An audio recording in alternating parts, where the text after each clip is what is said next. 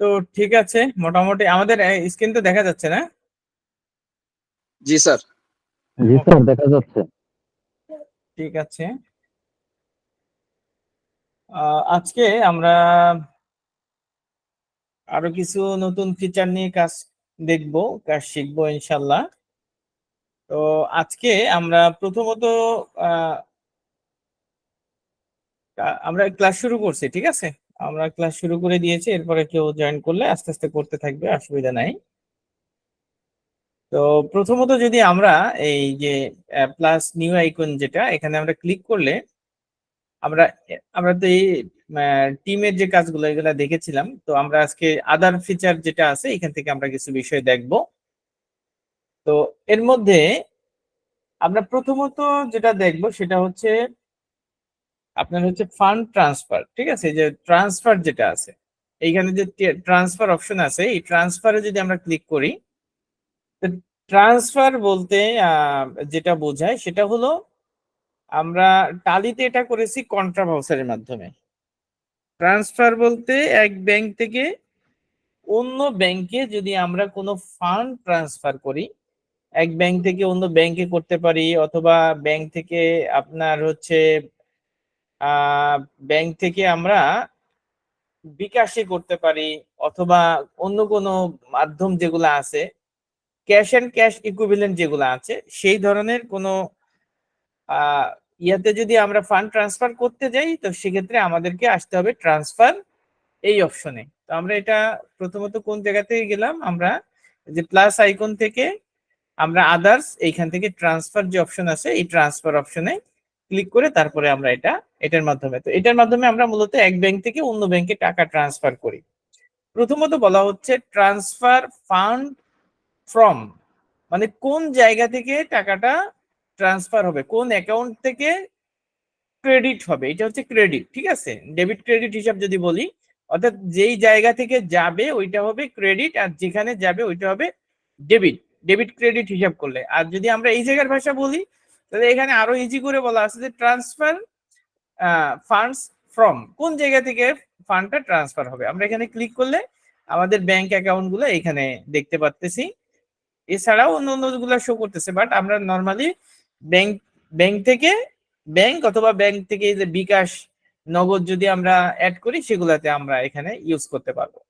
ধরেন আমরা এই যে এফসিএমবি যে ব্যাংকটা আছে, এই ব্যাংক থেকে আমরা কিছু ফান্ড অন্য আরেকটা ব্যাংকে ট্রান্সফার করব, সেক্ষেত্রে আমাদের এখানে ব্যালেন্স শো করতেছে $2478 আছে, অতএব আমাদের বুঝে শুনে এখানে ট্রান্সফার করতে হয়েছে, কারণ হলো যে যা আছে তার থেকে তো আমরা বেশি ট্রান্সফার করতে পারবো না, এই জন্য এখানে ব্যালেন্সটা আমাদের এখানে চলে আসছে। এরপরে ট্রান্সফার ফান্ড টু, মানে হচ্ছে কোন জায়গায় কোন ব্যাংকে ডিপোজিট হবে, সেইটা হচ্ছে আমাদের এই জায়গা। তো আমরা যদি এখানে ক্লিক করি, ক্লিক করলে এখানে আমাদের অন্য অন্য যে ব্যাংকগুলো আছে সেই ব্যাংকগুলো এখানে আমাদের শো করতেছে। এই যে আমরা চাইলে বিকাশে, তারপরে পেপাল অ্যাকাউন্ট, অথবা ক্যাশ এন্ড ক্যাশ ইকুইভ্যালেন্ট ক্যাশেও আমরা ট্রান্সফার করে নিতে পারি। তো আমরা ধরেন এইখান থেকে অ্যাক্সিস ব্যাংক ইউকে এইখানে আমরা দিয়ে দিচ্ছি। তো আমরা দেখতেছি যে এইখানে হলো $2400 আছে, আর এইখানে আছে $7942। এরপরে হচ্ছে আমাদের ট্রান্সফার অ্যামাউন্ট, যে আমরা কত ডলার এখানে এই অ্যাকাউন্ট থেকে এই অ্যাকাউন্টে ট্রান্সফার করব। তো ধরেন আমরা যেহেতু আমাদের $2400 আছে, আমরা এখান থেকে $1000 কোনো কারণে আমরা এই ব্যাংক থেকে এই ব্যাংকে, এফসিএমবি এই ব্যাংক থেকে এক্সিস ব্যাংক এখানে টাকাটা ট্রান্সফার করতেছি, ঠিক আছে। এবং কারেন্সি হচ্ছে ইউএস ডলার। আমরা যেহেতু এগুলা মাদার অ্যাকাউন্ট, আমরা চাইলে কিন্তু এখানে, যেহেতু আমি যদি এখানে আহ, অন্য কোনো কিছু দেই, সেটা কি আমাদের এখানে আসবে? আসবে না। এখানে অপশন আছে, বাট আসবে না এই কারণে যে আমার এই যে অ্যাকাউন্টটা, এটা কিন্তু ডলারের অ্যাকাউন্ট। আমরা যদি এখান থেকে অন্য কোনো ইয়া দেই, তো সেক্ষেত্রে ট্রান্সফার হয়তো হবে, আমরা নর্মালি হচ্ছে ইউএসডি তে আসবে। এই যে আমরা যাই দেই এখানে ইউএসডি আমাদের এখানে শো করতেছে, ঠিক আছে। এখানে বিডিটি দিলে ওই ঘুরে ইউএসডি আসবে। কারণ কি? কারণ হলো আমাদের এই যে অ্যাকাউন্টটা আছে এবং এই অ্যাকাউন্ট আছে, দুইটি হচ্ছে ইউএসডি অ্যাকাউন্ট। অতএব এখানে আমি যাই দেই ইউএসডি অ্যাকাউন্টই নিবে, অন্য কোনো কিছু নিবে না, ফান্ড নিবে না। আমার আসেই হচ্ছে ইউএস ডলার, আমি চাইলে তো আর টাকা এখান থেকে ট্রান্সফার করতে পারবো না, এই আর কি। এরপরে হচ্ছে ধরেন আমরা কত ট্রান্সফার করতেছি, $1000। এরপরে হচ্ছে আমাদেরকে ডেট দিতে হবে যে আমরা আসলে এটাকে কত তারিখে ট্রান্সফারটা দেখাইতে যাচ্ছি। ধরেন আমরা এটাকে মে মাসের আপনার 22 তারিখ দিলাম। 22 তারিখে আমরা এখানে এই $1000 আমরা এই ব্যাংক থেকে এই ব্যাংকে ট্রান্সফার করতেছি। এইটা হলো বিষয়। তো এরপরে যদি মেমো নাম্বার থাকে যে আমরা যে একটা এই যে ট্রান্সফারটা করতেছি, নিশ্চয়ই এটার পিছনে কোনো ডকুমেন্টস আছে, কোনো ডকুমেন্টস ছাড়া তো আর আপনি কাজ করবেন না। সেই মেমো নাম্বার যদি থাকে এখানে আমরা মেমো নাম্বার দিয়ে দিতে পারি। আর যদি কোনো অ্যাটাচমেন্ট থাকে, যে কোনো অ্যাটাচমেন্ট ফাইল আমি পিডিএফ দিয়ে দিতে চাই, সেক্ষেত্রে আমরা এখানে অ্যাটাচমেন্টে ক্লিক করে আমরা অ্যাটাচমেন্টটা করে তারপরে এন্ট্রি কমপ্লিট করতে পারি। তো এই হলো মোটামুটি ট্রান্সফারের বিষয়। আমরা যদি এখন সেভেন নিউ দিতে পারি অথবা সেভেন ক্লোজ দিতে পারি, ধরেন আমরা সেভেন ক্লোজ দিয়ে দিচ্ছি। তো আমাদের এই ট্রানজেকশনটা হয়ে গেল। এবার আমরা এইটার ট্রানজেকশন যদি আমরা এটার ইয়াটা দেখতে চাই, সেক্ষেত্রে আমরা আসতে পারি হচ্ছে আপনার চার্ট অফ অ্যাকাউন্টসে। আমরা এই যে ট্রানজেকশন, এখান থেকে ব্যাংক ট্রানজেকশন এখানে আসলেও আমরা দেখতে পারি বিষয়টা। ব্যাংক ট্রানজেকশন এখানে আমরা না সরি, চার্ট অফ অ্যাকাউন্টসে আসলে আমরা এখান থেকে দেখতে পারবো।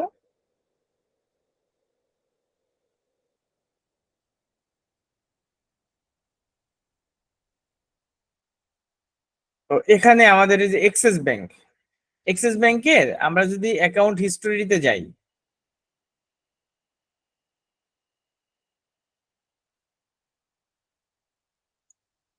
হিস্টোরিতে আসলে এইখানে আমরা 23/5, 22/5 আমরা যে একটা $1000 নিলাম, এইটা ছিল আমাদের সেই ট্রানজেকশন। এই যে এফসিএমবি ব্যাংক থেকে আমাদের এইখানে ডিপোজিট হয়েছে $1000। এখান থেকে আমাদের কোথায় ডিপোজিট হয়েছে? এক্সিস ব্যাংকে ডিপোজিট হয়েছে। তার মানে হচ্ছে আমাদের ট্রানজেকশনটা ঠিকঠাক ভাবে হয়েছে।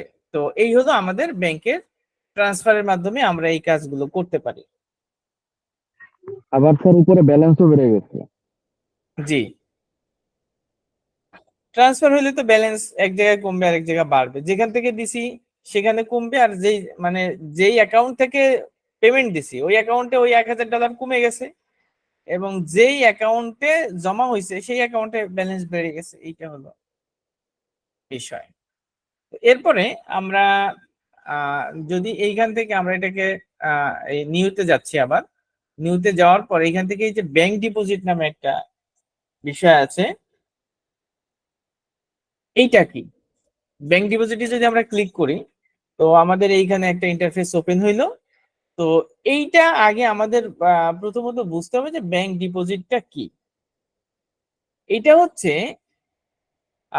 আনডিপোজিটেড ফান্ড নামে একটা কথা আছে। আনডিপোজিটেড ফান্ড যেটা হচ্ছে আপনার কুইক বুকে মেনটেন হয়, এটার সিস্টেমটা অনেকটা এরকম যে আপনি বিজনেস করছেন, বিজনেসে আপনি সেল করছেন, সেলসের এগেনস্টে পার্টি আপনাকে চেক দিয়ে দিছে, কোনো ব্যাংকের চেক, পোস্ট ডেটেড চেক, যেটা হচ্ছে আপনার এখনো পাস হয় নাই। হয়তো পার্টি এমন হইতে পারে পোস্ট ডেটেড মানে 15 দিন পরের ডেট দিছে, এরকম হইতে পারে। তারপরে হচ্ছে আপনার এমন হইতে পারে যে চেক আজকে সে দিয়ে দিছে, বাট বলছে যে আমি না বলা পর্যন্ত তুমি ব্যাংকে জমা দিবা না। তো এইটা হচ্ছে আমাদের আনডিপোজিটেড ফান্ড বা চেকে আমরা এই ফান্ডগুলো রিসিভ করতে পারি। রিসিভ করার পরে আমরা এইটাকে পরবর্তী সময়, ধরেন আজকে আজকে হলো মাসের 4 তারিখ, এখন কেউ হয়তো আমি গত মাসে একটা সেল করছি কিসের এগেনস্টে? একটা চেকের এগেনস্টে। চেক মানে পার্টি আমাকে চেক দিয়ে চলে গেছে, আমার মাল নিয়ে চলে গেছে, যাওয়ার পরে আইসে এই মাসে এসে বললো যে তুমি এখন অ্যাকাউন্টে জমা দাও। তাহলে কি হইলো? ওই চেকটা আমি গত মাসে রিসিভ করছি, বাট আমার অ্যাকাউন্টে ঢুকলো আইসে এই মাসে। এইটা হলো এই ট্রানজেকশন, যেটা যে আপনি প্রথমত চেকের মাধ্যমে রিসিভ করবেন, তারপরে সেটা পরবর্তী সময় ওই আনডিপোজিটেড ফান্ড যেটা যেটা আপনি ব্যাংকে জমা দেন নাই, চেক হিসেবে আপনার কাছে আছে, ওইটা আপনি কিভাবে রিসিভ করবেন, সেইটা হচ্ছে আমাদের আনডিপোজিটেড ফান্ড, বা এই প্রসেসে আমরা এটাকে মেইনটেইন করে থাকি। ঠিক আছে, আমরা এই জায়গাটাতে দেখতেছি যে কার্ল স্পার্গার নামে এক ভদ্রলোকের থেকে আমরা বোধহয় একটা পেমেন্ট রিসিভ করেছিলাম চেকের মাধ্যমে, আমরা এটাকে এখানে বাদ দেই। আমরা এখানে একটা পেমেন্ট রিসিভ বা এখানে আমাদের যে সেলস আছে না, সেলস থেকে আমরা এখান থেকে সেলস রিসিপ্ট একটা ভাউচার করি। সেলস রিসিপ্টটা ভাউচারটা কি হয়তো আপনাদের মনে আছে যে আমরা প্রথমত এখানে যাই, সেলস রিসিপ্ট ভাউচারটাতে যাই। ভাউচারতে যাওয়ার পরে ধরেন একজন কাস্টমার, আমরা ভাউচারটা করতে থাকি আর আমরা দেখতে থাকি। এই কাস্টমারটা ধরেন এইটা হচ্ছে আমরা দিলাম হচ্ছে জেমস ক্লিনটন। এই জেমস ক্লিনটন হচ্ছে আমাদের পার্টি, যার কাছে আমি একটা প্রোডাক্ট সেলস করব, আর সে আমাকে দিচ্ছে হলো পেমেন্ট মেথড। এইখানে আমরা দিলাম হচ্ছে চেক এবং রেফারেন্স, রেফারেন্স হচ্ছে চেক নাম্বার, ধরেন এটা হচ্ছে চেক নাম্বার। আর ডিপোজিট টু, এই জায়গায় এসে আমরা এখানে রাখবো হচ্ছে এই যে আনডিপোজিটেড ফান্ড, দেখছেন এই আনডিপোজিটেড ফান্ড, এটা আমরা সিলেক্ট করব। এই আনডিপোজিটেড ফান্ড যখন আমরা চেকের মাধ্যমে সিলেক্ট করতেছি, ঠিক আছে, জেমস ক্লিনটনের কাছে আমরা এই পার্টির কাছে একটা চেকের বিনিময় আমরা এইটা কিন্তু আমি কোনো ব্যাংকে এই যে ডিপোজিটটা লিখলাম কি আনডিপোজিটেড ফান্ড, আনডিপোজিটেড ফান্ডে আমি শুধুমাত্র চেক নিলাম। আর এইটার ডেট আমরা দিয়ে দিচ্ছি ধরেন মে মাসের 1 তারিখ। মে মাসের 1 তারিখে সে আমার একটা চেক দিছে, দেওয়ার পরে এই সেলস নাম্বার যেটা আছে থাকুক, সমস্যা নাই। এরপরে এইটার বিনিময়ে সে আমার থেকে কিছু প্রোডাক্ট কিনছে, আমরা এখান থেকে ধরেন এখান থেকে কিছু প্রোডাক্ট সেল করে দেই তার কাছে, সার্জিক্যাল মাস্ক, তারপরে এটা ধরেন যে 10টা। এরপরে ট্যাক্স তো আমাদের অবশ্যই দিতে হবে, সেল যেহেতু করতেছি, প্লাসও আমরা দিয়ে দিতে পারি। তারপরে এখান থেকে আমরা আরেকটা আইটেম দিয়ে দিচ্ছি, এখান থেকে এটা দিয়ে দিচ্ছি, এটা হচ্ছে আমার 5টা ট্যাক্স। এখান থেকে ট্যাক্স ধরেন 15%, এটা জাস্ট যেটা আসবে সেটা দিব, এটা তো কোনো বিষয় না, এটা আপনারা বুঝতে পারতেছেন। বিপাপ সিস্টেম দিয়ে দিলাম। এই হচ্ছে আমাদের 2টা প্রোডাক্ট সে পারচেস করছে, আমরা বিল হচ্ছে কত $4,450, আমরা কোনো ডিসকাউন্ট এখানে দিলাম না, ট্যাক্স সহ $4,450। এইটা হলো আমাদের টোটাল সেল। আর সে $4,450, যেহেতু আমরা সেলস রিসিভ করছি, অতএব আমাদের কিন্তু সরাসরি ওই ব্যালেন্সটাই এখানে আমাদের আসবে, ঠিক আছে। আমরা তো মানে এমনি শুধুমাত্র যদি ইনভয়েস করতাম তাহলে সেক্ষেত্রে এটা বাকিতে সেল হইতো, বাট আমরা চাচ্ছি যে টাকাটা রিসিভ করতেছি, কিসে রিসিভ করতেছি, চেকে রিসিভ করতেছি আনডিপোজিটেড ফান্ড হিসেবে। এটা আমাদের রিসিভ হচ্ছে, হওয়ার পরে আমরা এখানে সেভ এন্ড ক্লোজ দিয়ে দিলাম। আমাদের পার্টির নামটা একটু মনে রাখি, সেটা হলো জেমস ক্লিনটন। তো এরপরে আমরা সেভ এন্ড ক্লোজ দিলাম। সেভ এন্ড ক্লোজ দেওয়ার পরে যদি আমরা সেলসে যাই, সেলসে যাওয়ার পরে আমরা এইখান থেকে জেমস ক্লিনটন নামে যে লোক আছে, এই যে জেমস ক্লিনটন, এটা হচ্ছে ক্লোজ হয়ে গেছে, এটা ক্লোজ হয়ে গেছে। কেন ক্লোজ হয়েছে, এইটাই কিন্তু আমাদের সেল। এই যে হচ্ছে 5/1 মে মাসের 1 তারিখেই আমরা এটা এন্ট্রি দিয়েছিলাম। কারণ হলো যে আমরা আনডিপোজিটেড ফান্ডে রিসিভ দেখাইয়ে যেহেতু আমরা একবারে করছি, যার কারণে এটা ব্যালেন্স ক্লোজ দেখাচ্ছে। তার মানে কি, এখন আমরা যদি এই টাকাটা, যেহেতু এই টাকাটা আমরা কোথায় এনে রাখছি, আনডিপোজিটেড ফান্ডে চেক হিসেবে রাখছি, এখন আমরা কি করতে চাচ্ছি, ওই আনডিপোজিটেড যে চেকটা আছে, যেটা আমরা মের 1 তারিখে রিসিভ করেছিলাম, এখন ধরেন মে মাসের 15 তারিখে বা মে মাসের 31 তারিখে পার্টি আমাকে বললো যে এইটা তুমি ব্যাংকে জমা দিয়ে দাও। তখন আমাদের যে কাজটা করতে হবে সেটা হলো আপনার এই ব্যাংক ডিপোজিট যেই অপশনটা আছে, এই যে এখান থেকে আমরা যাচ্ছি, যাওয়ার পর এখান থেকে আসতেছি ব্যাংক ডিপোজিটে। ব্যাংক ডিপোজিটে আসার পরে এবার আমার হচ্ছে এই জায়গাটাতে আমাদের যেটা যতগুলা আমরা চেকে ট্রানজেকশন করছি, অর্থাৎ চেক নিয়ে আমরা যতগুলা সেলস করব, সবগুলো আমাদের এই জায়গা যতক্ষণ পর্যন্ত ওইটা আমাদের ব্যাংকে জমানো হবে ততক্ষণ পর্যন্ত এই জায়গাটাতে আমাদের শো করবে, ঠিক আছে? যতক্ষণ পর্যন্ত, যখন আমি এখান থেকে কোনো একটা ব্যাংকে জমা দিয়ে দিব তখন আবার এটা চেঞ্জ হয়ে যাবে। তো ধরেন এটা আমরা জমা দিচ্ছি এফসিএমবি ব্যাংকে। এখান ওই যে আগে দেখেন এফসিএমবি ব্যাংকে ছিল আমার কিন্তু $2400, আমি $1000 যখন ট্রান্সফার করছি এখানে $1400 হয়ে গেছে। এরপরে ধরেন এটাকে আমরা জমা দিচ্ছি মে মাসের 20 তারিখ, ঠিক আছে? আর হচ্ছে আমরা কার্ডটা জমা নিচ্ছি এখানে জেমস ক্লিনটন, যেটা এখন আমরা ক্রিয়েট করছি, শুধুমাত্র জেমস ক্লিনটনটা আমরা এখানে সিলেক্ট করলাম। কার্লেস পার্গা যে আছে ওর চেকটা আমি এই মুহূর্তে জমা দিচ্ছি না, শুধু এইটা আমরা জমা নিচ্ছি। এইটা আমরা কি করব, এই চেকটাকে আমরা এই এফসি এমবি যে ব্যাংক আছে এই ব্যাংকে জমা দিচ্ছি। আর এইটা এইটা আপনি যে কারেন্সিতে সেল করবেন সেই কারেন্সি কিন্তু এখানে আমাদের শো করবে। আমরা চাইলে এটাকে চেঞ্জ করার কোনো সুযোগ নেই, এটা আমাদের ইউএসডি থাকবে, অন্যটা হবে না। কারণ আপনি সেল করছেন যেটাতে, আপনাকে চেক যেহেতু আপনার ইউএসডি, আপনার তো এখানে ক্যাশ বা অন্য কোনো কিছু শো করবে না। এই হলো বিষয়। এখন যদি আমরা এই একটাকে সিলেক্ট করে দেন আমরা যদি এখান থেকে সেভ অ্যান্ড নিউ দিতে পারি অথবা সেভ অ্যান্ড ক্লোজ দিয়ে দিতে পারি, আমরা এখানে ক্লিক করে সেভ অ্যান্ড ক্লোজ করে দিলাম। এখন আমাদের যেটা হইলো সেটা হলো এই আনডিপোজিট যে ফান্ডটা আছে সেটা আমাদের ব্যাংকে ডিপোজিট হয়ে গেল।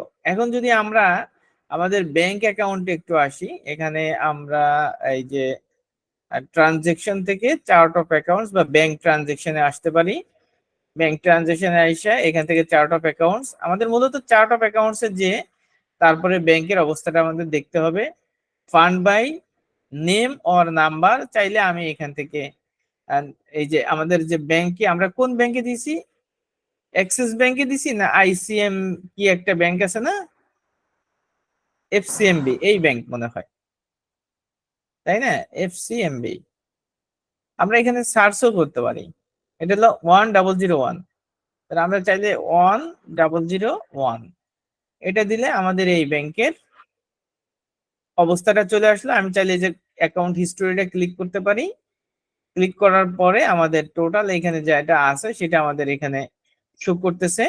তো আমরা দেখব যে লাস্টের যেটা আমরা ট্রানজেকশন করলাম ওইটা আমাদের কিভাবে এখানে শো করছে সেই বিষয়টা আমরা একটু দেখতে চাচ্ছি। তো এখানে আমাদের আসছে 6/2/1 মে মাসের 5 তারিখ, মে মাসের 20 তারিখ। জেমস ক্লিনটন তার থেকে আসছিল আনডিপোজিট ফান্ডে এই যে $4450, আমি যখন রিসিভ করছি তখন এটা আমাদের অ্যাকাউন্টে জমা হয়েছে, এই যে ডিপোজিট হয়েছে, ডিপোজিট হয়ে আমাদের এই ব্যালেন্স বেড়ে গেছে। এইটা হলো বিষয়। এইটা হলো মূলত আনডিপোজিট ফান্ডের, আনডিপোজিটেড ফান্ড কিভাবে আমরা ক্রিয়েট করি, প্লাস হচ্ছে সেটা আমরা যখন ব্যাংকে জমা দেই সেইটা আমরা কিভাবে এখানে মেনটেন করি সেই বিষয়গুলো আমরা এখানে দেখলাম। তো আশা করি আপনারা সবাই বুঝতে পারছেন, বা এটার ব্যাপারে কারো কোনো প্রশ্ন আছে বা বুঝতে সমস্যা হয়েছে এরকম তো আছেন কেউ? নাহলে আমরা পরবর্তী আরেকটা অপশনে। ভাইয়া, চেক যদি ডিজঅনার হয় ব্যাংক থেকে, তখন কোনো বিষয় আছে? চেক ডিজনার, জি জি। হ্যাঁ চেক ডিজনার আছে, আমরা পরবর্তীতে চেক ডিজনার নিয়ে আমাদের আলাদা ক্লাস আছে, ওখানে আমরা দেখাবো চেক ডিজনারের বিষয় এখানে আছে, কিভাবে আমরা ওটা ক্লিয়ার করতে পারি সেটা আছে। আচ্ছা, এরপরে আমরা এখান থেকে এটাকে ক্লোজ করে দেই। আমরা এখান থেকে এরপরে আমরা এখান থেকে আরেকটা বিষয় আমরা দেখবো, সেটা হলো পে ডাউন ক্রেডিট কার্ড। যদি আমরা পে ডাউন ক্রেডিট কার্ডে যাই, পে ডাউন ক্রেডিট কার্ডটা মূলত কি সেটা হলো আমাদের প্রথমত জানা লাগবে যে আসলে পে ডাউন ক্রেডিট কার্ড বলতে আমরা কি বুঝি। ক্রেডিট কার্ড হচ্ছে প্রতিষ্ঠানের লাইবিলিটিস দিনা, তাই না? আর ব্যাংক অ্যাকাউন্ট হচ্ছে কারেন্ট অ্যাসেট। ক্রেডিট কার্ড হচ্ছে কারেন্ট লাইবিলিটিস, ব্যাংক অ্যাকাউন্ট হচ্ছে কারেন্ট অ্যাকাউন্ট হোক অথবা সেভিংস অ্যাকাউন্ট হোক, এগুলা হচ্ছে কারেন্ট অ্যাসেট। মানে হলো যে এগুলা যখন আমাদের ব্যাংকে যদি 5 টাকাও থাকে এটা আমার অ্যাসেট, বাট ক্রেডিট কার্ডে যেটা থাকে সেটা হচ্ছে আমাদের লাইবিলিটিস দেনা। এখন যদি আমি আমার কোনো ক্রেডিট কার্ডের আমার কোনো দেনা থেকে থাকে, সেই দেনাটা যখন আমরা পেমেন্ট করি সেইটা মূলত পে ডাউন ক্রেডিট কার্ডের মাধ্যমে ক্রেডিট কার্ডের বিল পেমেন্ট করা হয়। এটা হলো মূল কথা। তা আমরা একটু আমাদের যে ক্রেডিট কার্ড গুলো আছে সেটার অবস্থাটা একটু দেখে আসি যে কোনটার কি অবস্থা। তো আমরা এইখান থেকে ট্রানজেকশন থেকে চার্ট অফ অ্যাকাউন্টসে গেলে আমরা এখান থেকে আমাদের ক্রেডিট কার্ড গুলো দেখতে পারবো। আমরা এইখান থেকে যে কার্ড গুলা আছে, কি কি ক্রেডিট কার্ড আছে, কার্ড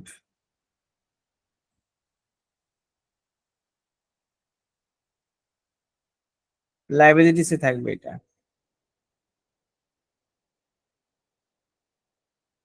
আমরা চাইলে এখানে লিখতে পারি, এখানে আহ, এখানে সার্চ করার অনেকগুলো অপশন আছে। আমরা নাম লিখে সার্চ করতে পারি, তারপরে এখান থেকে ক্রিয়েটেড বাই দিয়ে আমাদের সার্চ দিয়ে কোনো লাভ নাই। এখানে আমরা এখান থেকে ধরেন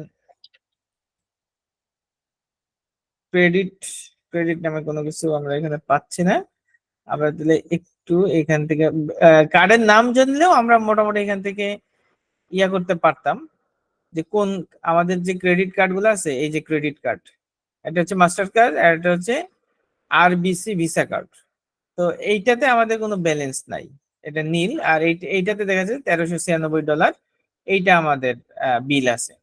ধরেন এই আরবিসি যে ব্যাংকটা আছে, এইটা যে চেক আছে, এই চেকটা, এইটার যে দেনাটা আছে এটা আমরা একটু পরিশোধ করতে চাচ্ছি। তো সেক্ষেত্রে আমরা এখান থেকে নিউ আইকনে যাব। নিউ থেকে আমরা এখান থেকে আসবো পে ডাউন ক্রেডিট কার্ড। এখানে ক্লিক করার পরে আমাদের এই পে ডাউন ক্রেডিট কার্ডের এই বিষয়টা ওপেন হবে।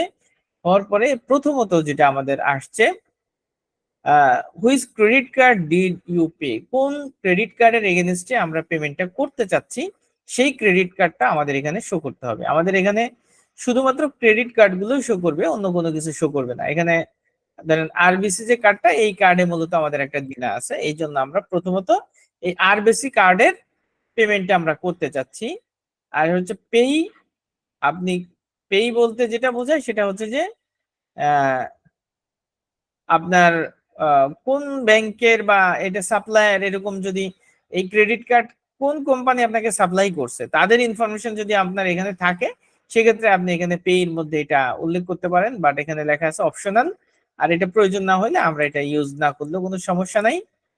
তো এরপরে আমরা এখান থেকে আসবো হচ্ছে how much did you pay, আপনি কত ডলার এখানে তাকে পেমেন্ট করতে চাচ্ছেন সেইটা আমাদের এখানে উল্লেখ করতে হবে। আমাদের ধরেন এখান থেকে আমরা $1000 বা $800 আমি এই মুহূর্তে দিতে চাচ্ছি। ক্রেডিট কার্ডে কিছু দেনা সবসময় থাকে, তো $800 দিলাম। দেওয়ার পরে আমরা কয় তারিখে এটা পেমেন্ট করতেছি, আমরা ধরেন মে মাসের 31 তারিখে এটা পেমেন্ট করতেছি। তো মে মাসের 31 তারিখ দিয়ে দিলাম। তারপর হচ্ছে what did you use to make this payment. তো আমরা এই যে যে পেমেন্টটা, এই আরবিসি কে যে আমি এই ক্রেডিট কার্ডের যে দেনাটা, এই যে $1000 বা $800 আমি পেমেন্ট করতেছি, এটা আমি কোন জায়গাতে দিব সেটা হলো বিষয়।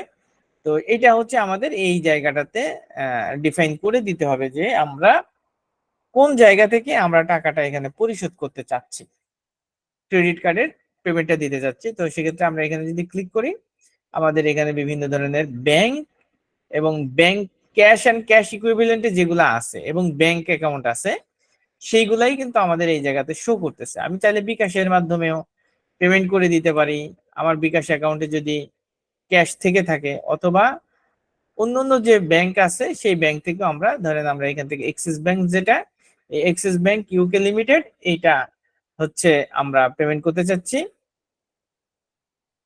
আবার যদি আপনি চেকের মাধ্যমে দিতে চান, তো সেক্ষেত্রে এই যে চেক উল্লেখ করলে চেক নাম্বার, এখান থেকে কত নাম্বার চেক, তো আমরা মূলত এটা চেকের মাধ্যমে দিচ্ছি না, আমরা সরাসরি এই অ্যাকাউন্ট থেকে $800 আরবিসি ভিসা কার্ড, এই কার্ডের পেমেন্ট করতেছি কয় তারিখে, 31 মেতে। ঠিক আছে, তো পেমেন্ট করার পরে এখানে অ্যাটাচমেন্টের রিলেটেড কিছু বিষয় আছে, চাইলে এটা আমরা ইউজ করতে পারি, নাহলে আমাদের দরকার না হলে এটা আমাদের দরকার নাই।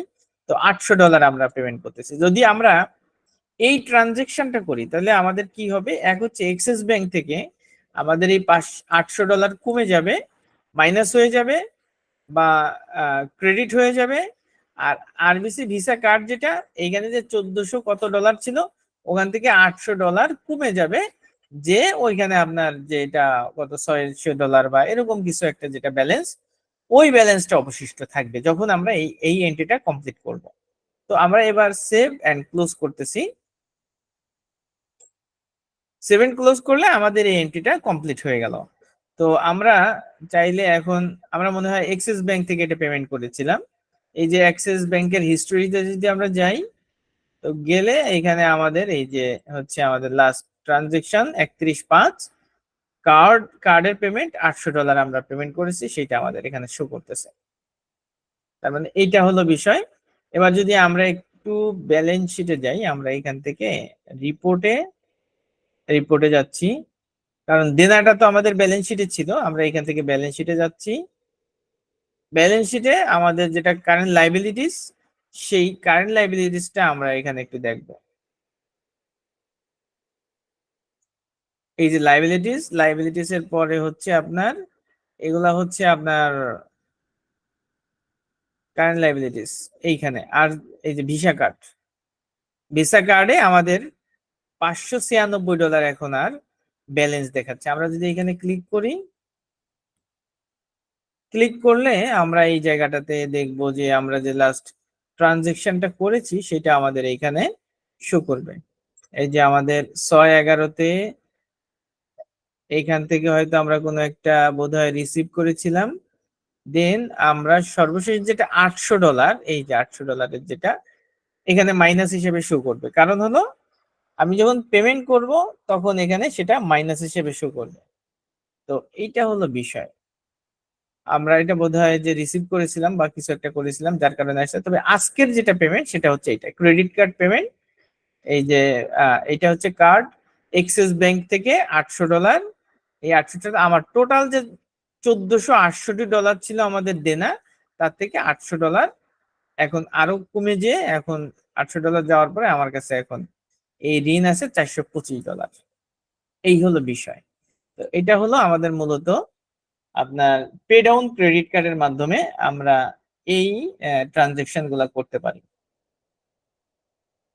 আচ্ছা, এরপর আরো অনেক বিষয় আছে। জি, $425 হলো কেন ভাইয়া? 1400 থেকে 800 বাদ দিলে তো আরো বেশি হওয়ার কথা।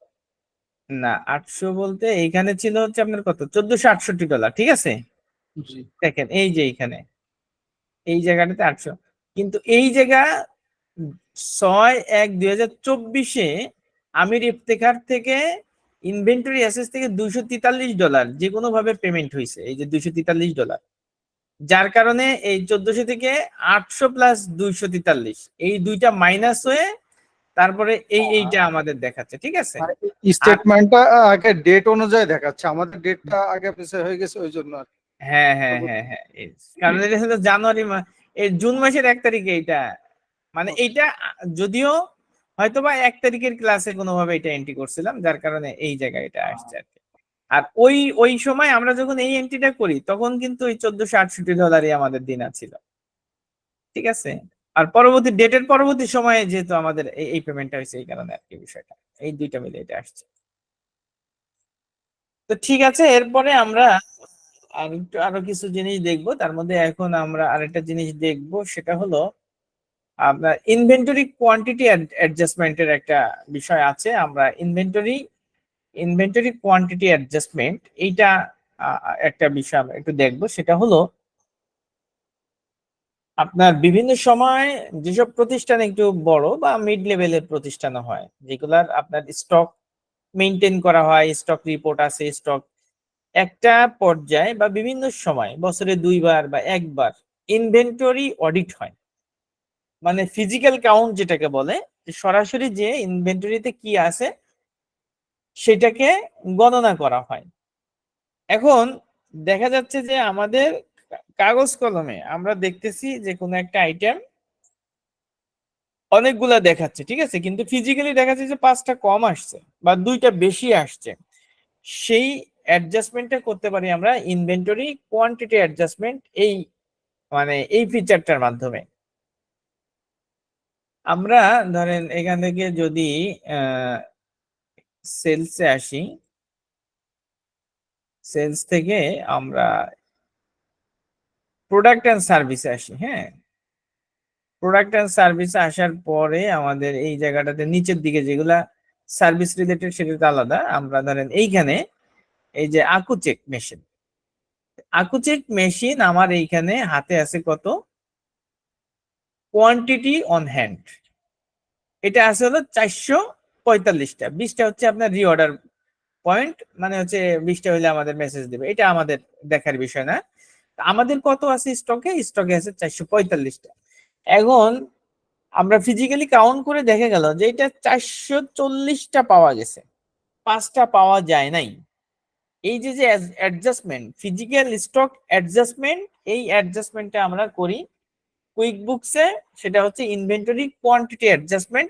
এই টুলসটার মাধ্যমে আমরা এই অ্যাডজাস্টমেন্টটা করে থাকি।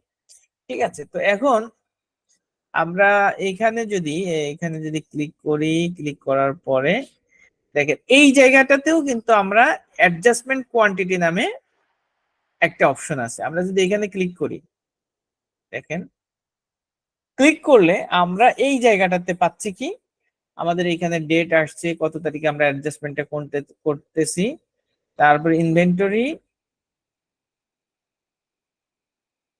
এই যে শ্রিনকেজ, মানে হচ্ছে আমাদের এটা কোনো কারণে মিস্টেক হয়েছে, কম বেশি হয়েছে, এটাই হলো ইনভেন্টরি অ্যাডজাস্টমেন্ট অ্যাকাউন্ট, যেটা এখানে যাচ্ছে জিনিসটা। এরপরে হচ্ছে এইখানে আমাদের দেখাচ্ছে কি ইনভেন্টরি নেম হচ্ছে প্রোডাক্ট এইটা, তারপর হচ্ছে হাতে আছে 445টা। এখন চেঞ্জ ইন কোয়ান্টিটি, এই চেঞ্জ ইন কোয়ান্টিটিতে যদি আমরা এখানে 5 দেই, দেওয়ার পরে যদি আমরা বাইরে ক্লিক করি, তখন আমাদের এখানে হয়ে গেল কত, 450টা। মানে হলো আমার টোটাল ছিল 445টা, চার্জ ইন কোয়ান্টিটি আমি 5টা এখানে আরো অ্যাড করছি, অ্যাড করে আমাদের প্রেজেন্ট স্টক দাঁড়াইছে হলো 450টা। এখন এইখানে যদি আমি -5 দেই, তখন এটা আমার দাঁড়াইলো কত, 440টা। এইটা হলো আমাদের মূলত অ্যাডজাস্টমেন্ট কোয়ান্টিটি। আমরা ধরেন এখানে ক্লোজ দিলাম। আর এটা যদি আমরা এখান থেকে একটা একটা করে চাইলে আমরা এখান থেকে ম্যানেজ করে একটা একটা করে আমরা এখান থেকে এন্ট্রি করতে পারি। বাট আমার এরকম না, ধরেন আমি একসাথে স্টক নিছি অনেকগুলো আইটেম, আমরা ফিজিক্যালি কাউন্ট করছি, এখন আইসা আমরা একটা একটা করে সবগুলা এন্ট্রি দিব।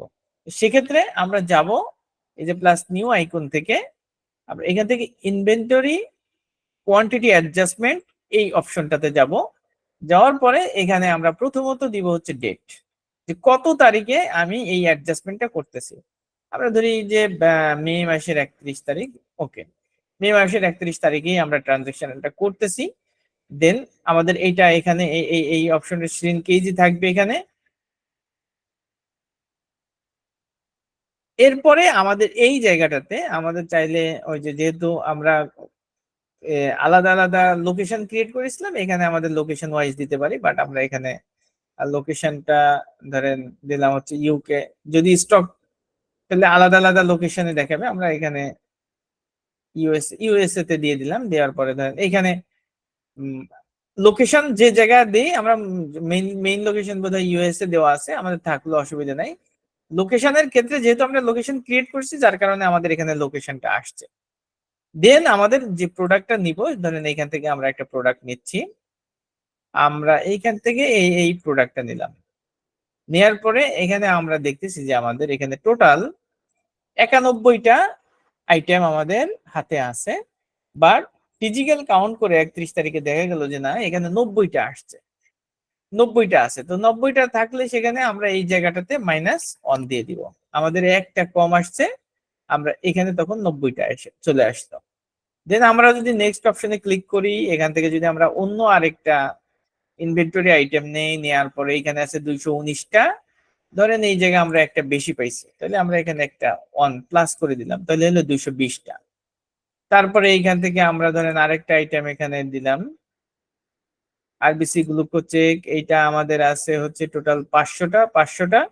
ধরেন আমাদের এখানে -10টা হয়ে গেছে আমাদের স্টকে, আর 10টা মাইনাস হয়ে গেছে। তো এইভাবে আমাদের যদি কোনো কিছু প্লাস হয়, এক্সট্রা পাই, অতিরিক্ত পাই, সেক্ষেত্রে আমরা নর্মালি এখানে বসাই দিব। আর যদি কোনো কিছু আমাদের কম হয়, সেক্ষেত্রে আমাদের ওই কোয়ান্টিটির আগে মাইনাস দিয়ে তারপরে আমাদেরকে এটা এন্ট্রি দিতে হবে। এটা হলো বিষয়। তো তারপরে যদি আমাদের আর কোনো তথ্য এখানে থাকে দিব, দেওয়ার পরে আমরা এটাকে সেভ এন্ড ক্লোজ দিলে আমাদের স্টকের যে অ্যাডজাস্টমেন্টটা, এই অ্যাডজাস্টমেন্টটা আমরা এখানে করে ফেললাম।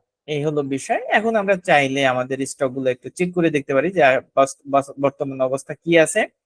আমরা এখান থেকে এই যে প্রোডাক্ট এন্ড সার্ভিস, সেলস থেকে এই যে প্রোডাক্ট এন্ড সার্ভিস এখানে যাচ্ছি। যাওয়ার পরে আমরা ওপেন হবে প্রোডাক্ট এন্ড সার্ভিস, আমরা আসলাম। আসার পরে যেগুলো আমরা এই যে এইটা বোধহয় 119টা ছিল, আমরা একটা যোগ করে 200টা করছি। তারপরে হচ্ছে আমরা এইটাও মনে হয় আমরা একটা অ্যাডজাস্টমেন্ট দিছি। আমরা চাইলে এগুলার ইয়াও নিতে পারি। এখান থেকে আমরা যদি এখানে এসে রান রিপোর্টে যাই, এই আইটেমটা রান রিপোর্টে যাচ্ছি। রিপোর্টে যাওয়ার পরে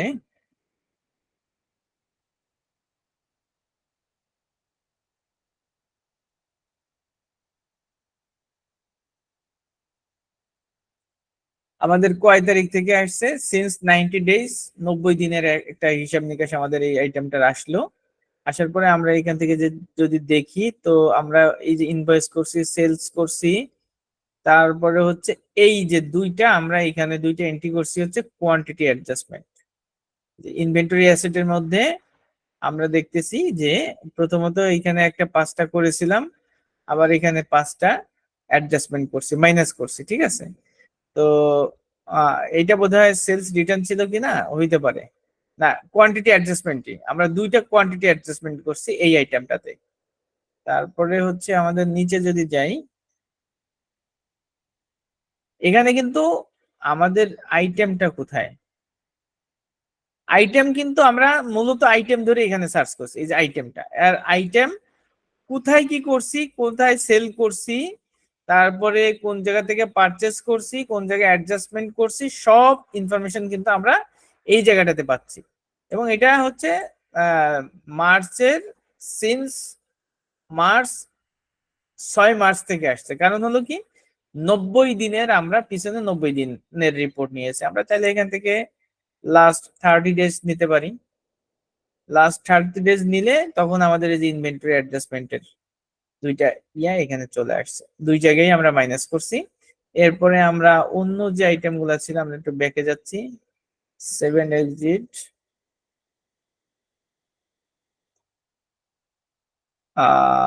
আমরা এইখান থেকে এইভাবে মোটামুটি আমাদের যে ইনভেন্টরি কোয়ান্টিটি অ্যাডজাস্টমেন্ট গুলো করেছি, সেটা আমাদের স্টকে এইভাবে শো করছে। আমরা প্রোডাক্ট এন্ড সার্ভিসের যে প্রত্যেকটা স্টকের, আমরা চাইলে এখান থেকে আমাদের যে স্টক গুলা আছে এখান থেকে আমরা এই তথ্যগুলো নিতে পারি, যে যেটা কি আছে আমার স্টকে, কোনটা কত আছে না আছে, এটা আমরা এখান থেকে নিতে পারি। তারপরে এইগুলা তো আমরা জানি যে এইগুলা কিভাবে আমরা স্যার আমার একটা কোশ্চেন ছিল। জি স্যার ধরেন যে এইটা কি কোনোভাবে লক করে রাখা যায়, যে দেখা যাচ্ছে যে অন্য একজন মানে আপনি স্টকে মাল ঠিক আছে, মাল যা আছে ঠিক আছে, কিন্তু উদ্দেশ্য প্রণোদিত ভাবে দেখা যাচ্ছে 5টা কম দেখায়, মানে অ্যাডজাস্ট করে বললো যে হয়েছে। এটা রোধ করার জন্য কি কোনোভাবে লক করে দেওয়া যায় কিনা, এটা আমি জানতে চাচ্ছি। মানে লকের সিস্টেমটা আছে কিনা কি কুইক বুকসে। কুইক বুকে যখন আপনি কাউকে এক্সেস দিচ্ছেন, যে কাজ করবে কুইক বুকে, ঠিক আছে, জি জি জি সেই এক্সেস দেওয়ার সময় তো আপনি বলে দিচ্ছেন যে সে কি কি করতে পারবে আর কি কি করতে পারবে না, ঠিক ও আছে। ওই আচ্ছা স্যার, জায়গাটাতেই আপনার কন্ট্রোলিংটা, যে আপনি তাকে কোনটার এক্সেস দিচ্ছেন আর কোনটা এক্সেস দিচ্ছেন না। তো তারপর জি ভিত্তি স্যার, করে সে মূলত এই কাজগুলো করতে পারবে, ঠিক আছে। আচ্ছা স্যার বুঝতে পারছি। আচ্ছা জি, ওকে। আচ্ছা, এরপরে আমরা আমরা আজকে আরেকটা জিনিস আমরা দেখব, সেটা হলো বাজেট। বাজেট ভেরিয়েন্স বলতে একটা বিষয় আছে অ্যাকাউন্টসে, তো বাজেটের বিষয়টা হচ্ছে কেমন, বাজেটটা মূলত হচ্ছে যে আপনার কোনো প্রতিষ্ঠান 1 বছরের জন্য হইতে পারে, কোয়ার্টারলি হইতে পারে, 6 মাসের জন্য হইতে পারে, বিভিন্ন ভাবেই কোনো প্রতিষ্ঠান সে একটা বাজেট করে। বাজেট কয়েক ধরনের হইতে পারে। একটা হচ্ছে যে তার টার্গেট এই বছর সে প্রতি মাসে মান্থ ওয়াইজ হিসেব করতে পারে, বাৎসরিকটা হিসেব করে 12 দিয়ে ভাগ করেও করতে পারে। এই বছরে আমার সেলস টার্গেট হচ্ছে ধরেন ডলার হিসাব করলে আমরা ধরেন $1,00,000 এই বছরে আমরা সেল করব। এই জন্য আমরা প্রতি মাসে অনেক সময় দেখা যায় যে কিছু কিছু প্রোডাক্ট আছে সারা বছর একই রকম চলে না। দেখা যাচ্ছে যে কোনো একটা প্রোডাক্ট বছরের প্রথম যে 4 মাস, এই 4 মাসে খুব বেশি চলে, তারপরে 3 মাস কম চলে, তারপরে আবার 3 মাস ভালো চলে, এরকম কিছু বিষয় আছে। কিন্তু সেটা বেস করে কোনো প্রতিষ্ঠান চাইলে আপনার এই বাজেটগুলো করে রাখতে পারে যে যেহেতু আমাদের সেলসের একটা বিরাট অপরচুনিটি প্রথম 4 মাসে, আমরা এই 4 মাসে এত এত এত ডলার করে সেল করব। নেক্সট 3 মাস যেহেতু এই 3 মাসে আমাদের সেল কমে যাবে, তো এই সময় আমরা এত সেল করব এবং পরবর্তী সময় প্রতি মাসে আমরা এত সেল করব। এটাকে যদি আমরা এখানে সেট করে দিতে পারি সিস্টেমে, তো সেক্ষেত্রে আমরা যখন আমাদের বছর শেষ হবে, বছর শেষ হওয়ার পরে আমরা এই ভেরিয়েন্সটা দেখতে পারি, বাজেট ভেরিয়েন্স, যে আমার আসলে বছরের শুরুতে কত আমার সেল করার কথা ছিল আর আমি কত সেল করেছি, আমার অ্যাচিভমেন্ট কত পার্সেন্ট। এই বিষয়গুলো মূলত বাজেট ভেরিয়েন্সের মাধ্যমে করা হয়। এটা হলো সেলস। সেলস ছাড়াও আরো অনেক ধরনের বাজেট হইতে পারে। আমাদের যত এক্সপেন্স আছে, তো এক্সপেন্স গুলো আমি চাইলে এখান থেকে বলে দিতে পারি যে আমার এই বছরের আপনি সারা বছরের জন্য একটা হিসাব নিকাশ করে একটা কারিকুলাম দাঁড় করাই দিলেন, আমার এই বছর স্যালারি যাবে এত, এন্টারটেইনমেন্ট যাবে এত, কনভেন্স যাবে এত, ইত্যাদি ইত্যাদি। আমি সবকিছু একটা জায়গায় বলে দিলাম যে বছরে প্রতি মাসে আমার এত টাকা করে এই এই জায়গায় খরচ করার কথা, এত আমি খরচ করবো, এর বেশি আমি খরচ করব না। এভাবে আমরা যদি একটা টার্গেট সেট করে দিতে পারি, কারণ এই এক্সপেন্স গুলা নিয়ে ম্যানেজমেন্ট তো সবসময় বসে সিদ্ধান্ত গ্রহণ করতে পারবে না। তারা কি করবে, তারা একটা কারিকুলাম দাঁড় করায় দিবে, দিয়ে তারপরে সেইটার বেসিসে আপনার একটা রুলস জারি করে দিবে যে এই প্রসেসে তোমরা কাজ করো। এখন দেখা গেল যে বছরের শুরুতে তারা একটা ক্যালকুলেশন করে কনভেন্স নির্ধারণ করছে যে আমি এই বছর আমার যারা এমপ্লয়ি আছে তারা দৌড়ঝাঁপ যাই করুক, সর্বোচ্চ আমার $5,000 খরচ হইতে পারে এক বছরে, 5,000 হোক বা 3,000 হোক, $3,000 আমার খরচ হবে। এইটা সে বছরের শুরুতে বলে দিল, এখানে সিস্টেমে বলে দিল। এখন বছর শেষে দেখা গেল যে $15,000 এইখানে কোনো কারণে খরচ হয়ে গেছে। তো তখন কিন্তু আপনার ম্যানেজমেন্ট এটা নিয়ে এসে বিভিন্ন ধরনের সার্ভে করতে পারে, যেখানে কোনো মিস্টেক হচ্ছে কিনা, কেউ এখান থেকে একটা মানে অতিরিক্ত কোনো কিছু নিয়ে যাচ্ছে কিনা, এগুলো বিভিন্ন জিনিস আপনার বুঝার জন্য, জানার জন্য এই বাজেট ভেরিয়েন্স গুলো মূলত মেনটেন করা হয়। আর বিজনেসে এটা খুবই ইম্পর্টেন্ট একটা বিষয়। আর বাজেটটা মূলত বছরের শুরুতে করা হয়, তারপরে যখন আপনার বছর শুরু হবে, কাজ চলতে থাকবে প্রতি মাসে, আপনার তারপরে বুঝতে পারবেন যে কোন মাসে কত হচ্ছে। এটা একটা ট্র্যাকিং সিস্টেম, ঠিক আছে, যাতে ম্যানেজমেন্ট তো বুঝতে পারে যে আমি আসলে আমার তো বিজনেস এইটা, তো আমার এই জায়গাটাতে কি পরিমাণ কস্ট আছে, কি পরিমাণ খরচ হবে, বা আমার কি পরিমাণ সেল করা উচিত, আমার কি পরিমাণ কালেকশন করা উচিত, ইত্যাদি ইত্যাদি। এইগুলাকে বছরের শুরুতে যদি মান্থ ওয়াইজ সেট করে দেওয়া যায়, তাহলে আমরা এক ক্লিকেই এখান থেকে রিপোর্ট গুলা নিতে পারি যে আসলে আমার কি টার্গেট ছিল আর আমার কি অ্যাচিভমেন্ট হইলো। এই বিষয়গুলো মূলত বাজেট ভেরিয়েন্সের মাধ্যমে মেনটেন করা হয়। তো এই বিষয়গুলো যদি আমরা এখানে এন্ট্রি করতে যাই বা আমরা এখানে করতে ম্যানেজ করতে যাই, সেক্ষেত্রে আমাদেরকে যেতে হবে এই যে প্লাস যে গিয়ার আইকন আছে, গিয়ার আইকন থেকে আমরা যাব এই যে টুলস অপশনে। টুলস থেকে আমরা ঠিক এই জায়গাটাতে বাজেটিং, এই বাজেটিং এ ক্লিক করলে আমরা মূলত বাজেটের জন্য একটা ফিল্ড পাবো।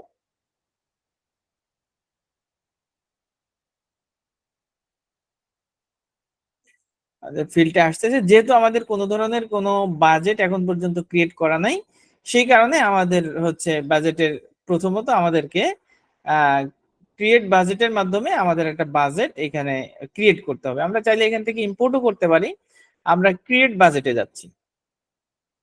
বাট বাজেট ইম্পোর্ট করাটা বেশি মানে ইয়া হয় না, এক্সেলে চাইলে করা যায়, কোনো সমস্যা নেই। আচ্ছা, আমরা প্রথমত এখান থেকে আগে দেখি যে ম্যানুয়ালি আমরা একটা একটা করে কিভাবে আমাদের বাজেট সেট করতে পারি। তো এটা হচ্ছে প্রথমত আমরা বাজেটে ক্লিক করার পরে আমাদের এইভাবে আসবে। আসার পরে how do you want to set up your budget, ঠিক আছে? তো আমি কিসের বেসিসে বাজেটটা সেট করব? এখানে প্রথমত আছে বাজেট টাইপ। আপনি কি প্রফিট অ্যান্ড লস হিসাবে এটাকে দেখতে চাচ্ছেন, নাকি বাজেট ফরম্যাট হচ্ছে কনসোলিডেটেড দেখতে চাচ্ছেন, না সাবডিটেটেড দেখতে চাচ্ছেন? ঠিক আছে, তারপরে প্রিফিল ডাটা, এইখানে চাইলে আপনি আগের বছরের যে অ্যাকচুয়াল আছে সেটা কি আপনি দেখতে চাচ্ছেন কিনা, ইত্যাদি ইত্যাদি। কোন বছরেরটা আমরা দেখতে চাচ্ছি? আমরা এখানে ধরেন প্রফিট এটাও দেখতে চাচ্ছি, তারপরে কনসোলিডেটেড এটাও দেখতে চাচ্ছি, প্লাস এইখান থেকে আমরা 2024 সালের মান্থলি যে হিসাবগুলো বা এক্সপেন্স গুলো আছে সেটাও আমরা দেখতে চাচ্ছি। দেখার পরে আমাদের এই যে কাস্টম বাজেট ক্রিয়েট, এইখান থেকে আমরা নেক্সট অপশনে যাচ্ছি। আমাদের এখানে বাজেটে পুরা ফরম্যাটটা ওরা রেডি করে এরপরে আমাদের সামনে আসবে, যার কারণে আমাদের প্রথম দিকে একটু সময় লাগবে। ওকে, আমাদের চলে আসতো। এখন আমরা এই জায়গাটা থেকে বাজেটের বিষয়গুলো আমাদের এখানে আসলো। আসার পরে এখান থেকে এটা হচ্ছে পিরিয়ড, যে কোন পিরিয়ডের জন্য আমরা, পিরিয়ড কিন্তু প্রথমেই দেওয়া ছিল, আমরা 24 সালের বাজেট করতেছি, ঠিক আছে? 24 সালের জানুয়ারি থেকে ডিসেম্বর পর্যন্ত। এবং প্রিফারেন্স ডাটা এটাও আমরা দেখতে চাচ্ছি, আগের বছরের 24 সালের যে আমাদের খরচ হয়েছে সেই বিষয়গুলো আমরা এখানে দেখতে চাচ্ছি। তারপরে হচ্ছে এইটা আমরা কিসের বেসিসে করতে চাচ্ছি? আমরা চাইলে এখান থেকে ইয়ারলি করতে পারি, বছরে একবার সেট করে দিতে পারি, তাহলে কোয়ার্টারলি 3 মাস হিসাব করে একটা দিতে পারি, 3 মাস হিসাব করেও করতে পারি, অথবা মান্থলি করতে পারি। তো মান্থলি করলে প্রতি জানুয়ারি ফেব্রুয়ারি মার্চ পুরাটাই আমাদের সামনে থাকবে। কোয়ার্টারলি করলে 3টা অংশ আমাদের জন্য থাকবে, first quarter, second quarter, third quarter. এরপর ইয়ারলি হলে বছরে একটা। আমরা এখানে মান্থলি ধরেন এখানে সেট করতেছি, সবাই মান্থলি সাধারণত এটা সেট করে। করার পরে আমরা এখানে ধরেন আমাদের চাইলে এখানে অ্যাকাউন্ট নামও আমরা এখান থেকে নিতে পারি। তো আমাদের এখানে কি কি বিষয় আছে, আমরা আমাদের সব এক্সপেন্স সব এখানে কিন্তু আছে। তো আমরা ধরেন এখানে প্রথম আছে কি ডিসকাউন্ট, কত ডিসকাউন্ট দিবেন সেটা আপনি চাইলে এখানে দিতে পারেন। সব লেজার গুলো এখানে চলে আসছে, ঠিক আছে? নন ইনভেন্টরি, তারপরে হচ্ছে সেলস রিটেল নামে আমরা বোধহয় কিছু একটা ক্রিয়েট করেছিলাম। তারপরে হচ্ছে রেভিনিউ জেনারেট, নন ইনভেন্টরি, আমরা এখান থেকে দেখি কোনটা কোনটা আমরা দিব। সেলস অফ প্রোডাক্ট ইনকাম, তো আমাদের এই জায়গাটাতে টোটাল এখানে আমাদের যে $42,300 এই বছর বোধহয় সেল হয়েছে, সেটা আমাদের এখানে শো করতেছে। আমি চাইলে, এবং এপ্রিলে এই 42,300 আমরা মূলত সেল করছি, এইটাই এখানে টোটালটা শো করতেছে। মানে অ্যাডভান্স করছি, যার কারণে আমাদের এইখানে একটা সেল আছে, সেই সেলস ইনকামটা এখানে চলে আসছে। আমি সেলস প্রোডাক্ট সেলস ইনকাম যেটা, এটা চাইলে আমি প্রতি মাসেরটা এখানে আমরা ঠিক করে দিতে পারি, সার্ভিস রিলেটেড দিতে পারি। তারপরে হচ্ছে সবগুলো লেজারই আছে, বাট আমাদের যেটা যেটা প্রয়োজন আমরা সেটা এখান থেকে নিব। ধরেন এইখানে আছে কি এক্সপেন্স রিলেটেড, এখানে গ্রুপই আছে ইনকাম রিলেটেড। ইনকাম হচ্ছে সেলস হচ্ছে হোলসেল, রিটেল, তারপরে হচ্ছে সেলস অফ প্রোডাক্ট ইনকাম, আমরা সেলসটা এখানে দিয়ে দিতে পারি। ধরেন এইখানে আমরা জানুয়ারিতে দিলাম ধরেন $50,000, ফেব্রুয়ারিতে দিলাম $50,000, মার্চে আমরা দিলাম $45,000, সরি ইন্টার দিয়ে ফেলছি। তারপরে এইখানে আমরা দিলাম, এটা অলরেডি হয়ে গেছে, আমরা চাইলে এটা রাখতে পারি অথবা এখানে বাড়ায় দিতে পারি, ধরেন $45,000। তাহলে আমরা দেখতে পারবো এখানে ডিফারেন্সটা কি হয়েছে। বা $50,000 দিলাম। এখন যদি ধরেন 50,000, এরপরে আমি যদি চাই যে সবগুলাতেই 50,000 হয়ে যায়, তো সেক্ষেত্রে আমরা এইখানে ক্লিক করলেই ওই সবগুলোতে 50,000 এখানে পড়ে গেল আর কি। টোটাল আমাদের এই মোটামুটি আমাদের সেলসের বিষয়টা আমাদের এখানে জেনারেট করা হয়ে গেল। তারপরে হচ্ছে আমরা এখানে আসছে হচ্ছে টোটাল ইনকাম, এটা হচ্ছে ইনকাম রিলেটেড। তারপরে হচ্ছে কস্ট অফ গুডস সোল্ড, আপনি কত টাকা কস্ট করবেন, ধরেন এখানে 27,000 আসছে, আমরা এখান থেকে দিলাম ধরেন যে প্রোডাক্টের জন্য আমি যে খরচটা এটা আমরা করব এখানে 25,000 ডলার। তারপরে এখানে করব আমি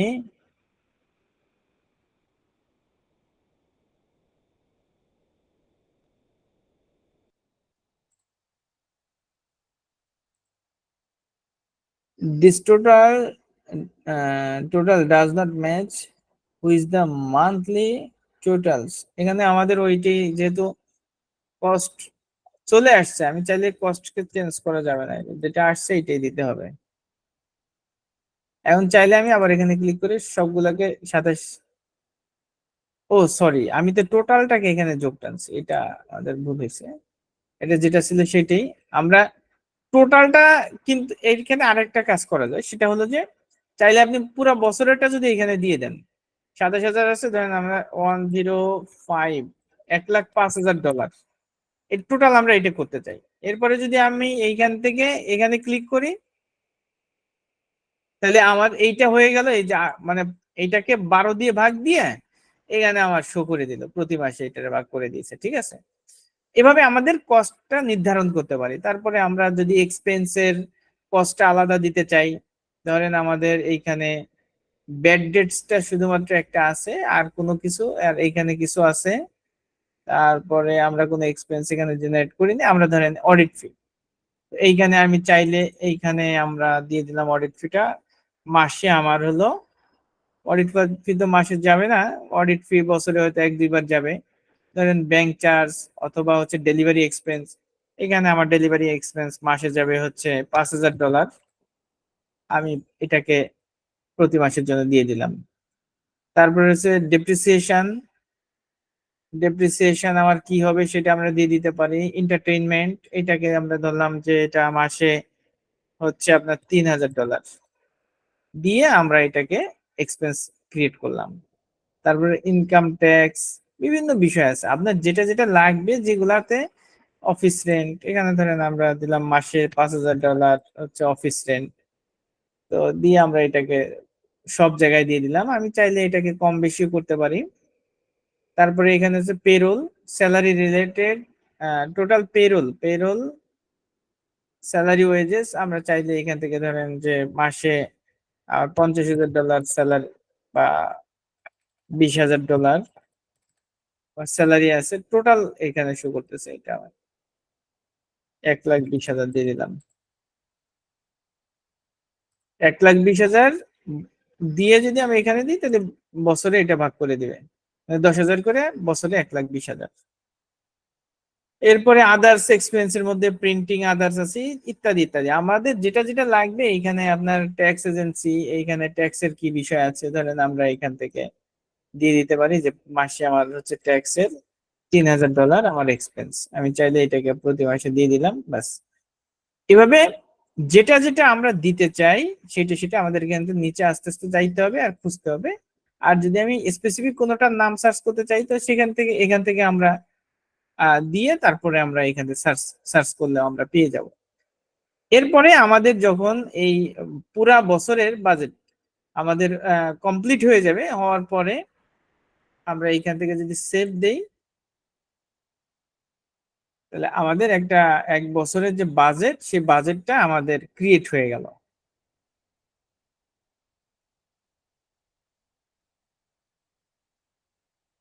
এখানে আবার কুইক বুক আমাকে রিয়েক্ট দিতে বলতেছে, যে তারা যে সার্ভিস দিচ্ছে সেক্ষেত্রে আমি কতটুকু আসলে বাজেটের ব্যাপারে কতটুকু হ্যাপি সেটা আমাকে জানাতে বলতেছে। আমরা একটু দিয়ে দিলাম আর কি, সাবমিট। ওকে, এটা আমাদের মনে হয় সেভ হয়েছে তো, তাই না? সেভ হয়ে গেছে। দেন এবার যদি আমরা এই বাজেটটাকে দেখতে চাই, সেক্ষেত্রে আমরা এখান থেকে ক্লোজ করে দিচ্ছি। ক্লোজ করে দেওয়ার পরে আমাদের যে বাজেটটা, এই বাজেটটা আমাদের এই জায়গায় শো করতেছে এবং আমাদের যে নেভিগেশন প্যানেল আছে এইখানে আমাদের এই যে বাজেট নামে অপশনটা চলে আসছে। আমরা এখানে ক্লিক করেও বাজেটের বিষয়টা দেখতে পারি। এটা হচ্ছে বাজেটের নাম আসছে এইটা।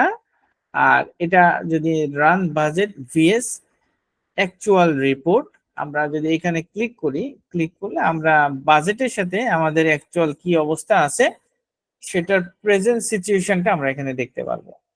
তো এখানে বাজেটের আপনার পিরিয়ড চলে আসছে অটোমেটিক, যেহেতু 1 বছরের জন্য আমরা করছি এই জন্য 1 বছরের হিসাবটা আমাদের এখানে চলে আসছে 1/1/2024 থেকে 31/12/2024 বাজেট। তারপরে হচ্ছে আপনার এখানে অ্যাক্টিভ রো অ্যাক্টিভ কলাম, মানে হচ্ছে যে আমরা যেই কলাম গুলাতে বাজেট প্রণয়ন করছি বা অ্যামাউন্ট দিয়েছি সেইগুলো আমাদের এখানে শো করছে। চাইলে এটাকে আমরা সবগুলোও নিতে পারি। এখানে ক্লিক করে আমরা ওয়াল দিয়ে দিলে এবং শো রো শো কলাম, ঠিক আছে, দুইটাই যদি অল দিয়ে তারপরে আমরা এখানে ক্লিক করি, করলে আমাদের এখানে all row all column show করলো। বাট আচ্ছা এখানে আমরা দেখি ওভার বাজেট রিমেইনিং, আমরা আবার একটু দেখি all row all column active all অথবা নন জিরো, যদি ক্লিক করি আমরা একটু এখান থেকে অ্যাক্টিভ গুলো আগে দেখি, ঠিক আছে। অ্যাক্টিভ গুলো যাওয়ার পরে সরি আমাদেরকে এখানে রান রিপোর্টে যেতে হবে। আমি তো ওখান থেকে শুধুমাত্র ক্লিক করতেছি। রান রিপোর্টে গেলে আমাদের এই জায়গাটাতে আসার পরে যেগুলাতে আমরা বাজেটের অ্যামাউন্টটা দিয়েছি সেইগুলো আমাদের এখানে শো করতেছে। কি আসছে, এই যে জানুয়ারি মাস, জানুয়ারি মাসে আমাদের ছিল হচ্ছে $50,000 আমার বাজেট ছিল, আমি 1 টাকাও করতে পারি নাই, মানে হলো আমার অ্যাচিভমেন্ট নাই, ঠিক আছে। তারপরে এই মাসে একই অবস্থা, এই মাসেও একই অবস্থা, সব 0 0। এই মাসে আমাদের দেখাচ্ছে কি এপ্রিলে, এপ্রিলে আমরা করছি $42,300, আমার বাজেট ছিল $50,000। আর ওভার ডিউজ মানে হচ্ছে আমার বাকি আছে এখনো $7,700 আমার টার্গেট ফিল আপ করতে। আর অ্যাচিভমেন্ট পার্সেন্ট হচ্ছে আমার $84.60।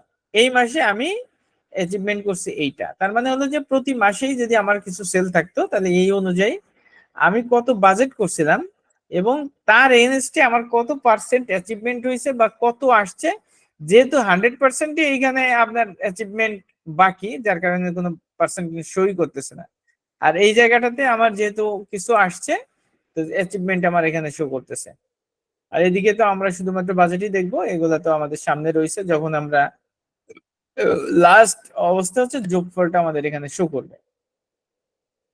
আমরা নিচের দিকে যাই তাহলে আমাদের এই জায়গাটাতে হচ্ছে আপনার টোটাল ইনকাম, আমার কত টার্গেট ছিল, আমি কত করছি সেটা আমাদের এবং পার্সেন্টেজ হিসাব করে আমাদের এখানে শো করবে। আমরা টোটালটা এই যে এখানে যদি দেখি তো আমাদের দেখা যাচ্ছে যে মার্চ মাসে আমাদের হচ্ছে মার্চ না এপ্রিল, দেখি এপ্রিলে যেহেতু আমাদের কিছু সেল ছিল অ্যাকচুয়াল হয়েছে হলো আমার $68, $68,000 প্রফিট টোটাল ইনকাম, ঠিক আছে।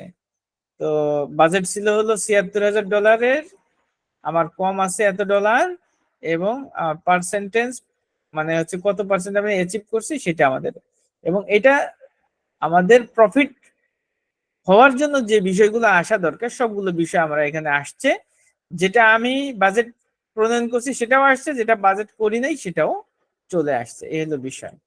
তারপরে হচ্ছে আপনার income, total cost of sales, cost of sales এর ক্ষেত্রেও আমাদের এই যে কস্ট অফ সেলস যেগুলো আমরা টার্গেট দিয়েছিলাম, ধরেন এইখানে আমাদের এই যে হচ্ছে আমাদের এই মাসে ব্যাড ডেটস এর একটা ফিগার মানে আমরা দিয়েছিলাম। এইখানে দেখা যাচ্ছে যে আহ অন্য কোনো জায়গায় আমাদের এটা বাজেট দেওয়া নেই, শুধুমাত্র আমরা ফেব্রুয়ারি মাসে একটা বাজেট দিছিলাম, $5,750, অ্যাকচুয়াল আসছে $7,750, আমার 100% অ্যাচিভমেন্ট এটা দেখাচ্ছে। তারপরে হচ্ছে আপনার এইখানে প্রত্যেকটা বিষয় সেলস আছে, প্রত্যেক যেগুলো আমরা বাজেট দিছি আর বাস্তবে যেটা করছি সেইটা আমাদের সামনে টোটাল যোগফল টল নিয়ে সব কিছু আমাদের এইখানে চলে আসছে। 1 বছরের যেহেতু বিশাল একটা ফর্দ আমাদের সামনে উপস্থিত। এরপরে চাইলে আমরা এটাকে আমরা এইখান থেকে রান রিপোর্টে যেয়ে তারপরে এটা আমরা দেখলাম, তাই না? সেভ কাস্টমাইজেশন যদি আমরা যাই, এখানে আমরা চাইলে রিপোর্টের ধরন চেঞ্জ করতে পারি। আমরা চাইলে এটাকে রিপোর্টের টাইমটাকে আর কি কাস্টমাইজ করতে পারি আলাদাভাবে। এরপরে এখান থেকে আমরা যদি লাস্টের দিকে যাই, লাস্টে যে উপরে যাচ্ছি, আমাদের এই অবস্থায় আছে।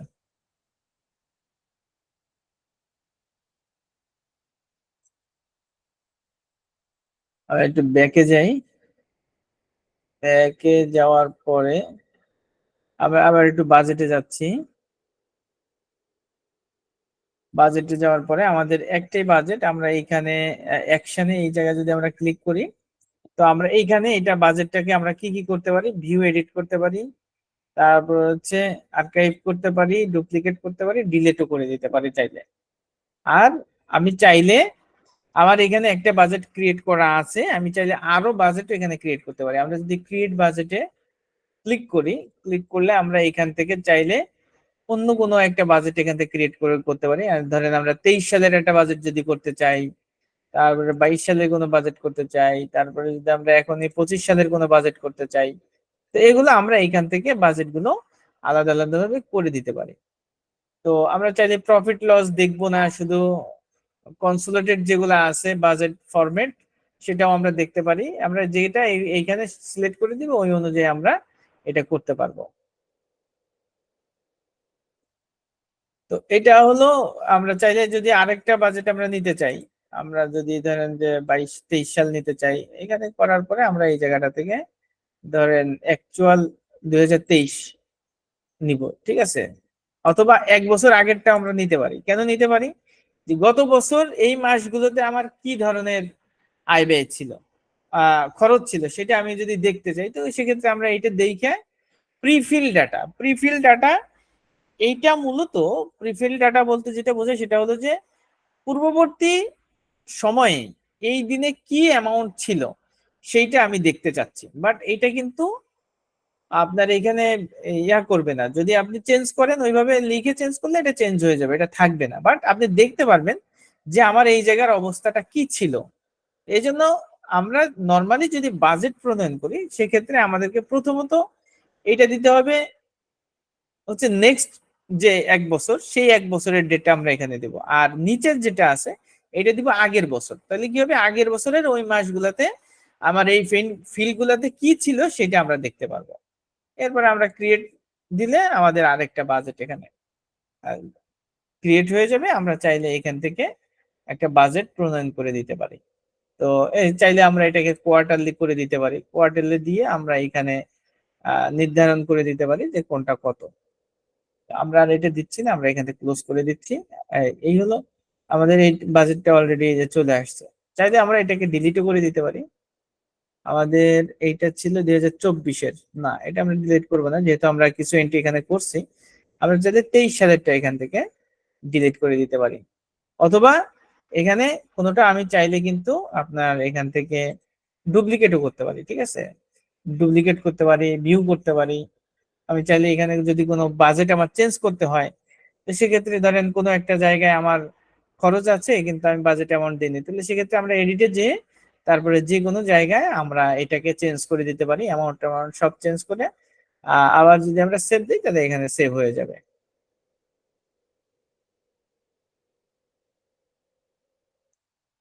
এখানে আমাদের ডেপ্রিসিয়েশন, আমরা চাইলে এখানে ডেপ্রিসিয়েশনটা বলে দিতে পারি যে আমার মাসে $4000 ডেপ্রিসিয়েশন বা $200 ডেপ্রিসিয়েশন।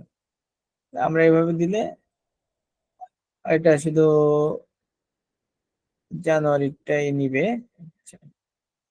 অথবা এখানে যদি আমরা 1000 দিয়ে দিই, এখানে দিলে হচ্ছে না, সবটাই আমাদের এখানে হবে না। এটা 24 সাল, ডিলিট দেই, এখানে যদি $200 দেই, এবার আসছে। মাঝে মাঝে আর কি একটু এলোমেলো হয়। ধরেন আমার এই জায়গায় আমার এটা ছিল না, আমি এটা দিলাম, দেওয়ার পর আমি সেভ দিলাম, সেভ দিলে আমার এইখানে আপডেট হয়ে গেল।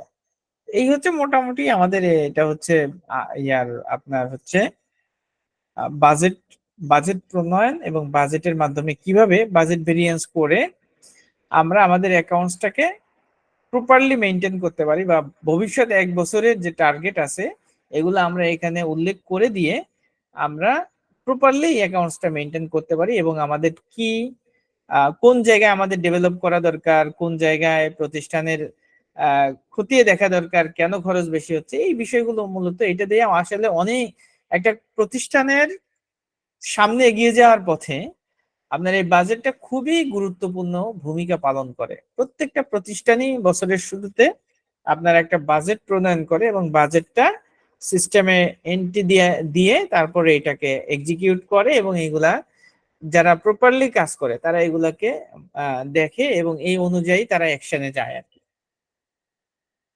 তো এই ছিল মোটামুটি আমাদের আজকে যে বিষয়গুলো দেখার। আমরা প্রথমত হচ্ছে আপনার যে ফান্ড ট্রান্সফার, অর্থাৎ এক ব্যাংক থেকে অন্য ব্যাংকে আমরা কিভাবে ফান্ড ট্রান্সফার করতে পারি, তারপরে হচ্ছে আপনার আনডিপোজিটেড ফান্ড, চেকের মাধ্যমে যদি আমরা কোনো কিছু রিসিভ করি সেইটাকে আমরা কিভাবে দেখতে পারি সেটা দেখলাম। তারপরে হচ্ছে ক্রেডিট কার্ডের বিল কিভাবে আমরা পেমেন্ট করতে পারি সেটা আমরা এখানে ক্লিয়ার করলাম। এরপরে হচ্ছে স্টকের যে আমাদের আইটেম গুলা আছে সেইগুলাকে যদি কোনো শর্টেজ থাকে সেগুলো আমরা কিভাবে অ্যাডজাস্ট করতে পারি সেগুলো দেখলাম। প্লাস হচ্ছে বাজেট কিভাবে আমরা প্রণয়ন করতে পারি সেই বিষয়গুলো আমরা এখানে ক্লিয়ার করলাম। তো আজকের ক্লাসের উপরে যদি কারো কোনো প্রশ্ন থাকে আমরা প্রশ্ন নিতে পারি, আদারওয়াইজ ক্লাস শেষ করতে পারি। কারো কোনো প্রশ্ন আছে আজকের ক্লাসের উপরে? স্যার কোনো কোশ্চেন নাই, যা বুঝাইছেন আলহামদুলিল্লাহ বুঝতে পারছি। আচ্ছা, ওকে। আমাদের কিন্তু সামনে আরো কিছু ক্লাস একটু মানে ইম্পর্টেন্ট কিছু কিছু ক্লাস আছে। আমাদের টার্গেট হচ্ছে 15 নাম্বার ক্লাসের ভিতরে আমরা আমাদের কুইক বুকের টোটাল কোর্স মানে ট্রেনিং সেশনটা আমাদের 15টা ক্লাসের ভিতরে চেষ্টা করব কমপ্লিট করার জন্য। তারপরে ইনশাল্লাহ আমরা ফ্রিল্যান্সিং মার্কেট প্লেসে কাজ করা নিয়ে আমরা ক্লাস শুরু করবো আশা করি। ঠিক আছে, তো ঠিক আছে, সবাই ভালো থাকেন। জি স্যার, আলহামদুলিল্লাহ কোনো বুঝতে কোনো অসুবিধা হয়নি স্যার। ওকে, থ্যাংক ইউ, সবাইকে ধন্যবাদ, আল্লাহ হাফেজ।